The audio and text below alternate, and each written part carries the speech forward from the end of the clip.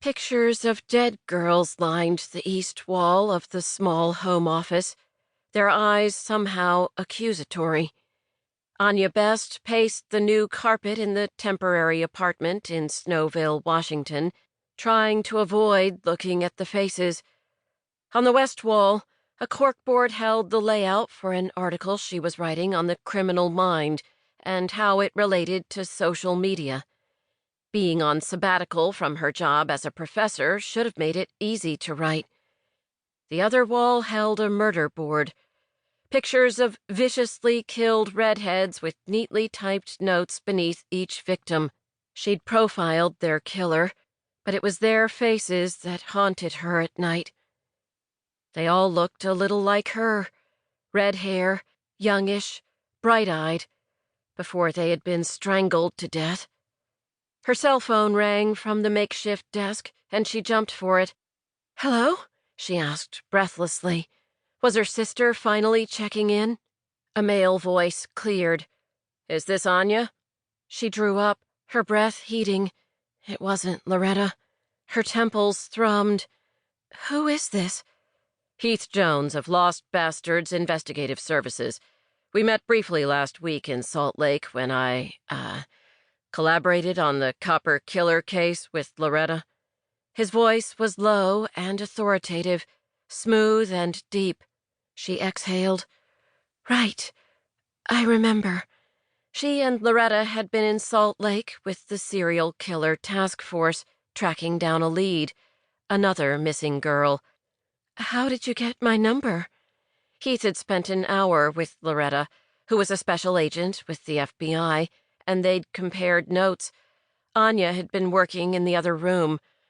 "I'm a PI. We get numbers," he said, the tone lacking humor. "Oh."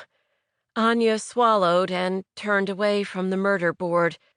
"Loretta isn't here." Silence. What do you mean?" he asked, his tone dropping. Tension slammed through the line. "She's undercover and has been for nearly 2 days." Anya should probably be watching her words, but Loretta had trusted the guy, at least a little. "Do you have any updates on the case?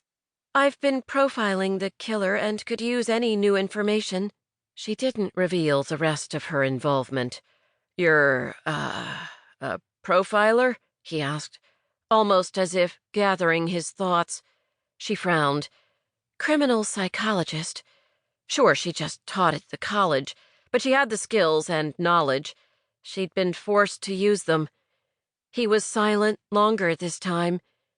"Mr. Jones?" What in the world was going on? She'd met Heath only once, very quickly, but she remembered him well. Tall, with broad shoulders wide enough to play professional football, stunning green eyes with gold flecks, and an intensity that had given her pause. Danger. Finally, he spoke. "I need to see Loretta's files again. Can you bring them to me?" Clearly, Loretta hadn't shared all of her files with him. "No," Anya said. The agents guarding the entrance to the apartment building wouldn't let her leave anyway. She was under lockdown until Loretta returned from making herself bait for the damn killer. "Sorry." A sharp rap sounded on the door. "I have to go. Bye." She clicked off and turned to run through the narrow living room for the door. Was there news on Loretta? She flung open the door. 2 men stood in the bright hallway. "Anya Best?" The first guy had brown eyes, wavy dark hair, and a charming smile. He stood like he could handle himself. A jacket covered his large frame, and a slight bulge showed at his waist. Gun. He had a gun at his waist. She gulped. "All right." She stepped back. "Who are you?" The guy dug out a badge holder and flipped it open. "U.S. Marshal D.J. Smithers." She blinked. "The FBI agent downstairs let you in?" "Of course," he said smoothly. The other guy, much shorter than his buddy, nodded soberly.